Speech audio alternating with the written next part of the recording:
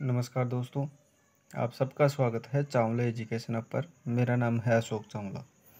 और दोस्तों, जैसा कि आप सबको पता है, हम दैनिक पाठ्य योजना पर रोज़ाना नए नए लेसन प्लान लाते रहते हैं। तो आज की हमारी जो दैनिक पाठ्य योजना है वो है विज्ञान विषय पर, यानी साइंस के लेसन प्लान पर आज हम चर्चा करने वाले हैं, जिसका प्रकरण या शीर्षक है दाब। ठीक है, तो दोस्तों आज हम दाब हमारे टॉपिक पर सामान्य विज्ञान की पाठ्य योजना को, जो कि विषय अगर बात करें तो विज्ञान है, और जिसकी कक्षा अगर बात करें तो 9 के लिए बनाई गई ये पाठ्य योजना है। दोस्तों, ये मेरे ही चैनल के किसी सब्सक्राइबर ने ये PDF सेंड की है, तो उसके आधार पर मैं लेसन प्लान आपको प्रोवाइड करवा रहा हूँ। तो अभी इसको स्पष्ट रूप से देख सकते हैं। कहीं पे कोई समस्या है तो आप पूछ सकते हैं। ज़्यादा एक्सप्लेन इनको मैं नहीं कर पाऊँगा क्योंकि ज़्यादा समय भी नहीं है और वीडियो ज़्यादा लंबी भी नहीं हो, इसलिए मैं शॉर्ट में ही आपको इसको, आप चाहे तो वीडियो को पॉज करके देख सकते हैं या फिर इसका स्क्रीनशॉट भी लेकर लेसन प्लान बना सकते हैं। चलिए दोस्तों, अब बढ़ते हैं पाठ। सबसे पहले सामान्य जानकारी के आधार पर आपको पता है, सबसे पहले विद्यालय का नाम, कक्षा, कालांश, विषय इत्यादि चीज़ें लिखने। ये आपके सभी विद्यालयों के अंतर्गत अब अलग अलग प्रकार से लिखा जाता है, तो आप अपने हिसाब से लिख सकते हैं। जिसने भी ये मेरे को भेजी है तो उसके अकॉर्डिंग ऐसी फॉर्मेट में बनाई गई है। यहाँ पे सबसे पहले उद्देश्य की अगर बात करें तो प्रकरण के बाद उद्देश्य लिखे जाते हैं, जिसमें ज्ञानात्मक है, उसके बाद अवबोधात्मक है, ज्ञान उपयोगी है, और उसके बाद कुछ कौशल बिंदु रखे, अभिरुचि, और उसके बाद अभिवृत्ति इत्यादि प्रकार के यहाँ सभी प्रकार के कौशल देखने को मिल गए हैं। उसके बाद सहायक सामग्री में कक्षा उपयोगी जितनी भी सामग्री है, जैसे चौक, डस्टर, लपेट फलक, चार्ट चित्रों का प्रयोग करते हैं, तो वो भी आप इसमें लिख सकते हैं। विधि प्रविधि की अगर बात करें तो व्याख्यान एवं प्रश्नोत्तर विधि सामान्य प्रयोग की जाती है। उसके बाद पूर्व ज्ञान, गुरुत्वीय बल के बारे में सामान्य जानकारी रखते हैं। उसके बाद प्रस्तुतिकरण, जी सबसे पहले प्रस्तुतिकरण नहीं, प्रस्तावना के प्रश्न, जिसमें बच्चों का क्या है, प्रस्तावना के प्रश्नों के माध्यम से प्रकरण का ज्ञान किया जाता है। जिसमें पहला, जब आकर्षण बल केवल पृथ्वी के द्वारा लगे तो वह क्या कहलाता है, तो वह गुरुत्वीय बल कहलाता है। गुरुत्वीय बल के कारण वस्तु में किसमें, यहाँ पे देख सकते हैं कि गुरुत्वीय बल के कारण वस्तु में किसमें परिवर्तित होता है, तो गुरुत्वीय बल के कारण वस्तु के बड़ा में परिवर्तन होता है।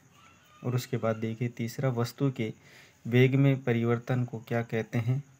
ठीक है, तो वस्तु में प्रभाव में वस्तु के वेग में परिवर्तन को गुरुत्वीय बल कहते हैं। तो दोस्तों अब बढ़ते हैं आगे। हमारा चौथा प्रश्न, जिसमें है वस्तु को कौन सी स्थिति में रखने पर प्रणोद अधिक होता है, यानी प्रेशर अधिक लगता है। तो वस्तु को यहाँ पे दिया उधर उधर, यानी हम खड़ी स्थिति में रखते हैं तो उसमें बल अधिक लगता है। यहाँ पे प्रति एकाग्र क्षेत्र पर लगने वाले प्रणोद को क्या कहते हैं, तो यहाँ पे समस्यात्मक प्रश्न किया जाता है। उसके बाद उद्देश्य कथन की, आज हम जो पृथ्वी पर लगने वाला जो गुरुत्वीय बल है उसके बारे में विस्तार से अध्ययन करते हुए यहाँ पे प्रस्तुतिकरण में छात्र अध्यापक सबसे पहले विकासात्मक के कुछ प्रश्न करता है। यहाँ पे विकासात्मक प्रश्न आप देख पा रहे हैं। यहाँ पे छात्र अध्यापक अपने हाथ में एक डस्टर लेते हुए इस विकासात्मक प्रश्नों को बढ़ाता है और इसमें सामान्य प्रश्न पूछा जाता है, तो आप इनको देख सकते हैं। उसके बाद छात्र अध्यापक अपनी विकासात्मक प्रश्नों से कही गई बातों का स्पष्टीकरण देता है, जिसे आप छात्र अध्यापक कथन या छात्र अध्यापिका कथन के नाम से जानते हैं। ठीक है, और बढ़ते हैं बोध प्रश्न।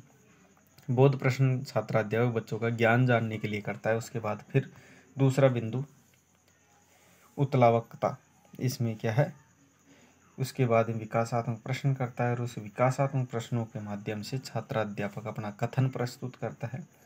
और कथन प्रस्तुत करने के बाद उसमें से कुछ बोध प्रश्न, और उसके बाद तीसरा बिंदु, यहाँ पे तीसरा बिंदु भी प्रस्तुत करता है जिसमें सिद्धांतों के बारे में चर्चा करता है, जिसमें विकासात्मक के कुछ प्रश्न करता है। और उसके बाद यहाँ पे छात्र अध्यापक अपना कथन प्रस्तुत करता है। कथन प्रस्तुत करने के बाद अपना बोध प्रश्न बच्चे से करने के बाद मूल्यांकन के प्रश्न करता है, जो बच्चों का आकलन करने के लिए करता है।